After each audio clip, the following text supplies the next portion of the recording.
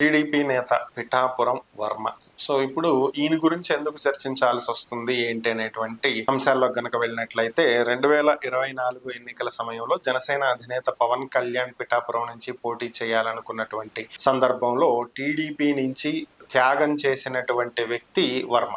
So ప్రభుత్వం ఏర్పడిన తర్వాత ముందుగా ఆయనకి ఎమ్మెల్సీ ఇస్తామని చెప్పి అప్పట్లో చంద్రబాబు గారు మాట ఇచ్చినటువంటి కారణంగా ఆయన తన టికెట్ ని త్యాగం చేసి పవన్ కళ్యాణ్కి ఇవ్వటం, పవన్ కళ్యాణ్ గెలుపుకి ఆయనే చాలా తీవ్రంగా కృషి చేసి ఆయన అనుచరుల్ని కూడా పవన్ కళ్యాణ్ కి అనుకూలంగా ప్రచారం చేపించి ఓవరాల్ గా ఓటు బ్యాంక్ మొత్తాన్ని కన్సాలిడేట్ గా జనసేన వైపుకు మళ్లించి పవన్ కళ్యాణ్ గెలుపులో కీలక పాత్ర పోషించినటువంటి వ్యక్తి వర్మ. సో మరి ఈ రోజు వర్మ పరిస్థితి ఏంటి, వర్మకి ఏమైంది, ఎందుకు, ఈ అంశాల గురించి కనుక మాట్లాడుకున్నట్లయితే గడిచినటువంటి కొద్ది కాలంగా మనం రీసెంట్ గా కూడా ఈ విషయం గురించి మాట్లాడటం జరిగింది.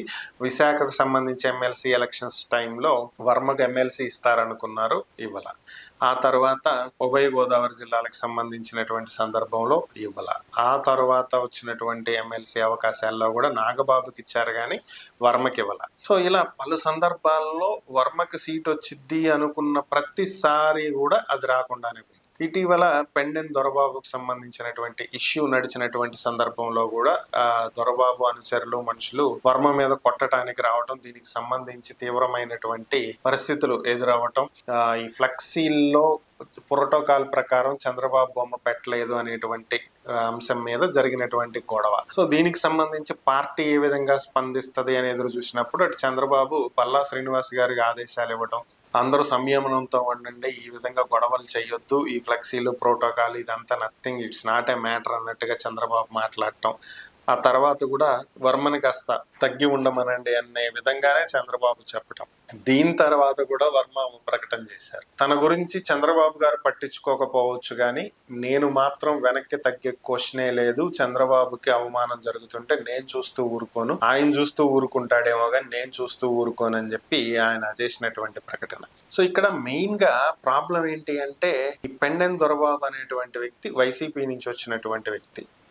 ఎన్నికల సమయంలో పవన్ కళ్యాణ్ ఓటమి కోసం చాలా తీవ్రంగా ప్రయత్నించినటువంటి వ్యక్తి. అలాంటి వ్యక్తి ఎలక్షన్స్ తర్వాత, ఎలక్షన్ రిజల్ట్ తర్వాత జనసేనలోకి వచ్చి చేరి ఆ రోజు జనసేనలో పవన్ కళ్యాణ్ ఓడించడానికే ప్రయత్నించినటువంటి వ్యక్తి ఈ రోజు జనసేన తరపున అక్కడ పెత్తనం చలాయించడం, ఇటు వర్మ మీదకి రావడం అనేది వర్మకి మింగుడు పడినటువంటి అంశం. సో అది కాకుండా కొత్తగా వినిపిస్తున్నటువంటి వార్తలు ఏంటి అంటే, వర్మకు జరిగినటువంటి అవమానాన్ని క్యాష్ చేసుకోవాలి అని చెప్పి వైఎస్ఆర్ కాంగ్రెస్ పార్టీ భావిస్తుంది అనేది ప్రధానంగా వినిపిస్తున్నటువంటి వార్తలు. ఎందుకు అంటే ఆల్రెడీ వైఎస్ఆర్ కాంగ్రెస్ పార్టీ 19-24 మధ్యలో అక్కడ గెలిచినటువంటి ఎమ్మెల్యేని పక్కన పెట్టేసి వంగా గీత గారికి టికెట్ ఇవ్వడం జరిగింది. ప్రస్తుతం ఆమె కూడా అక్కడేం క్రియాశీలకంగా ఉండట్లేదు, ఆమె కూడా సైలెంట్ అయిపోయారు. సో ఈ నేపథ్యంలోనే వైసీపీకి అక్కడ ఒక కొత్త క్యాండిడేట్ కావాలి అని చెప్పి వైసీపీ చూస్తుంది.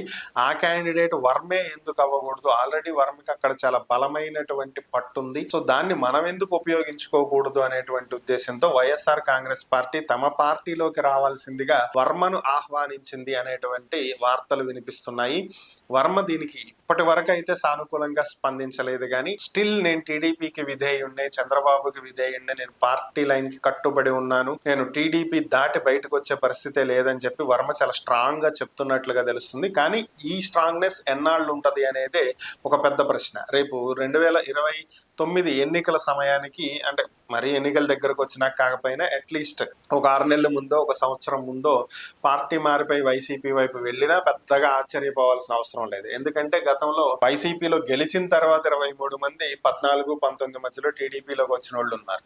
అలాగే టీడీపీ తరపున గెలిచింది తర్వాత 19లో ఇటు వైసీపీలోకి వెళ్ళిన వాళ్ళు ఉన్నారు.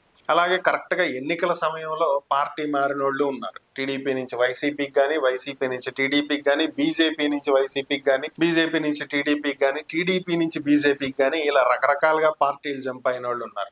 ఒక రాజకీయ నాయకుడు ఒకే పార్టీలో కంటిన్యూగా కొనసాగాలని అయితే ఏం లేదు. దీనికి చాలా ఉదాహరణలు ఉన్నాయి. ఒకళ్ళు ఇద్దరు అనేటువంటి పేర్లు అవసరం లేదు.